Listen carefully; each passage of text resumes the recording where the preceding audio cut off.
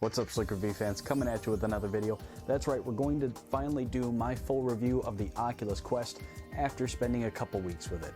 If you are new to the channel, we do a lot of tech reviews and advice, so make sure to hit that subscribe button. But let's get started.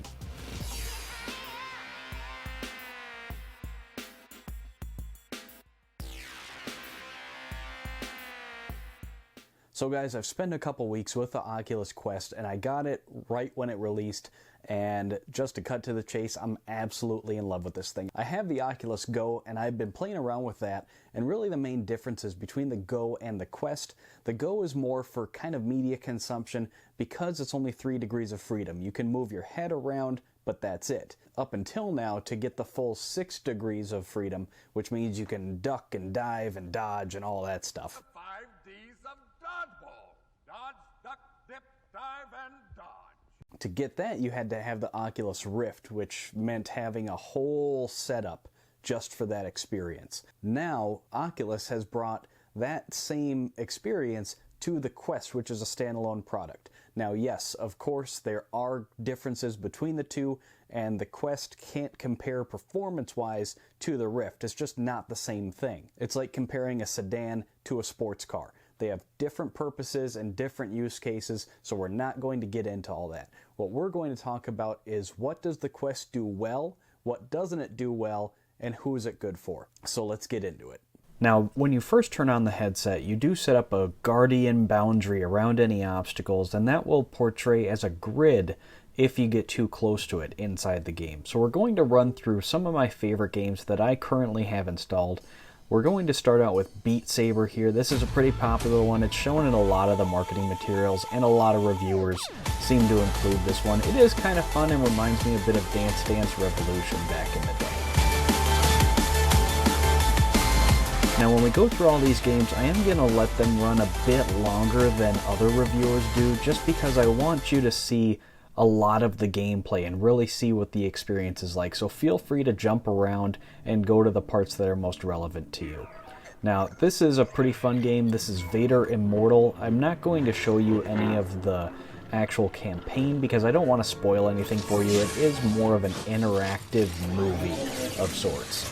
But they do have this lightsaber dojo, which is pretty fun, and it's kind of like fencing almost with these robots. So I've had a lot of fun with this.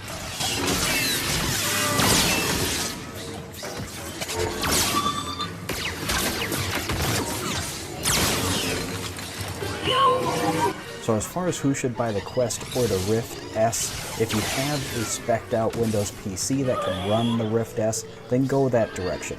But if you want something that's more mobile and doesn't have the umbilical cord attached, then the Oculus Quest is a fantastic way to go, and I don't think you'll be disappointed.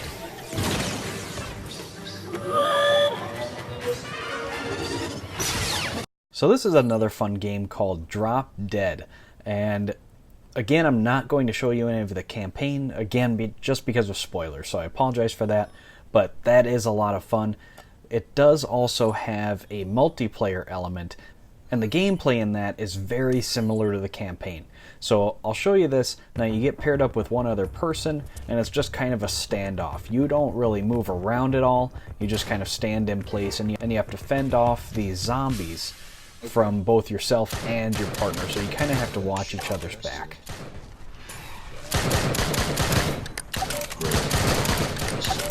Now, during this game, I have found a lot of success using the tried and true double tap method.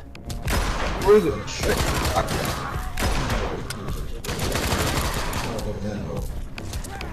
Oh shit. Now, inside the browser, it is a full web browser, so you can go around and do everything else you need to on the internet, but there are a lot of these web-based experiences, and I did come across this one that is essentially the same as Beat Saber. It's pretty much the same concept, and it has a lot of mainstream songs on it. So right now, I don't really see any reason to pay for Beat Saber. And I apologize for the audio on this part. It didn't capture through the in-headset recording, so right now the audio is just playing from the camera, so I apologize for that.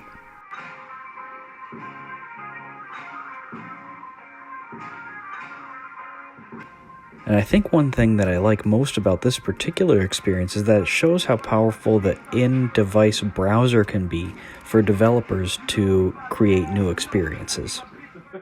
So like I said, the in-headset web browser does work just fine. You can even go to YouTube. Now there is a YouTube-specific app, but if you want to go and catch up on some slick reviews inside the VR world, you can do that through the browser. Now this is one of my favorite games right now. It's called Space Pirate Trainer, and it's just kind of a shoot 'em up game where again you're standing in one spot and all of these little robots come flying up and they try to shoot you basically, and that's the whole premise of the game. And it gets pretty darn hard. I have not beat it yet. The levels that I'm on keep kicking my ass, but it is a lot of fun. And you can develop different strategies. Right now I'm dual wielding the shields because this is a level that seems to keep getting me, just because there's so many of these little guys flying around. So I try to take out a few of them just with some ricochets before I whip out my pistol and try to get a few more of them. Now, one common complaint about the Oculus Quest is a lot of people say that the graphics suffer. Personally, as you can see by Space Pirate Trainer here, I'm very impressed with the capabilities of what is essentially a mobile processor inside of this device. And to have the freedom to be able to move around in all dimensions and not be tethered to a PC, I'm willing to give up cutting-edge graphics for the mobility and freedom of this device. And not all of the games are just shoot 'em up. This is kind of a fun, cute little experience that I came across. And this would be more suited for kind of the younger folks in the house who might want to play with the headset. The whole experience takes about 20 minutes. It's just kind of a story without really any dialogue or anything like that. But you just play with this little creature, so they give you a stick and you can cook them some food and other stuff like that. And it's just kind of a fun little experience. You know, it kind of feels like a grown-up version of the Tamagotchi that some of us 90s kids had when we were younger. And this app is really only just the one experience. It just lasts as long as it does and then it's over. But I would like to see them expand it where you can actually go in and have sort of a virtual pet. So now the one we're going to go into is called Big Screen. And what this one is, it's basically just a social media platform that does focus on being able to throw your PC desktop onto a screen. So most people use it for movies. As you can see here, we're in a pretty large theater, and it is pretty common that people will host movies in here. And even the environment, it has dynamic lighting, and it really looks pretty realistic, other than some minor cartoony graphics, but it looks pretty good. And a lot of people will play 3D movies, and they do play in 3D because you have both screens inside the Oculus headset. So you can watch 3D movies in here. And I do believe the developers plan on hosting actual movie events in the future. Now, it's not all movies. You can just go to other rooms where people are usually playing music or just hanging out and talking. Now, I did mute the audio in this instance because they were going on about a whole bunch of politics that I didn't need muddling up my video. But again, you can just hang out with people. Whoever's hosting the room has control of the screen and they can do whatever they want and play music or whatever. And what is kind of fun is they give you these kind of 3D drawing utensils, and you can kind of doodle in the air, again, in 3 dimensions, so it's a lot of fun. Competition, Sports Scramble! So here's another demo that comes pre-installed on the Oculus headset. Again, another game that I haven't really quite pulled the trigger on buying, but I figured I would just show you some of the experiences that you can have in the game. So this one is what they call Sports Scramble, and basically it's just tennis. Here comes the serve. And I almost had a little bit of a flashback back to the old Virtual Boy, because the Mario Tennis was kind of the game on that thing. Here comes the serve. And sometimes you may not want to be jumping around and dodging bullets and everything like that. Maybe you just want to relax. So here's kind of a fun game, basically just fishing. So cast out your rod, see what you catch. It is kind of a nice relaxing game.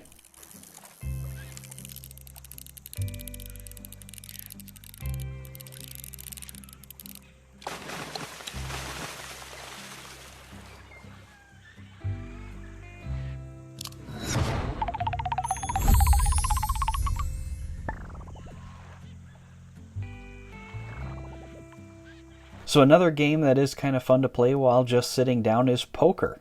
I come in here quite a bit and practice my poker skills. Player is all in. Raise it up.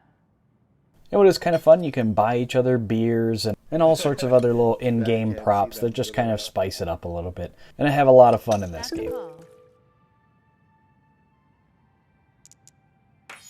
He wants a drink. Here's the flop. So as you can see, I'm going to give this guy a drink, and you can bet and everything else. So You gotta put it like this, like a palm. Yep. we're going to go all in here. Player is all There in. you go. Oh shit! He's By the Joe way, Rich. dude, he only did that because he checked. So you better go all in too, 'cause he's got nothing. Fold. Take a risk, bro. Just do it. Oh, he's doing it! Oh, That's a call. yes! Showdown. Two pair. Mm. You win. Just chew on it. I have fun. Check. Check. There's no bullets in this gun, dude. Check. The river. Oh. So like I told you guys in the beginning, this is an awesome product and I am very happy with my purchase, and I have probably spent too much time playing with this thing. But just the whole 6 degrees of freedom really brings a whole new experience, and I'm really excited to see where VR is headed in a couple years. And I like being on the cutting edge, being an early adopter of these sort of products, because I do want to see them continue to innovate and develop. So like I said, I'm very excited to see where these kind of things go. Right now, yes, the graphics aren't great. We do see some games that kind of just play off of that, like Super Hot, and others that just kind of embrace it. But there are others that are kind of pushing the edge of the capabilities of this hardware. So overall, I spent $400 on it. I'm going to get plenty of use for my money. So absolutely guys, run out and buy this. They should be in stock. I've got the Amazon links down in the description. My question for you guys is, do you have a Quest? Do you have a Go? Do you have a Rift? Do you have any of these devices? What do you guys have? Let me know down in the comments. Otherwise, if you guys have any other comments or questions, please do leave them down below. I try to get to every single one. Find me on social media so you can stay in touch, but most importantly guys, hit that subscribe button so you don't miss any future videos. That's all I've got for you this time guys. See you at the next one.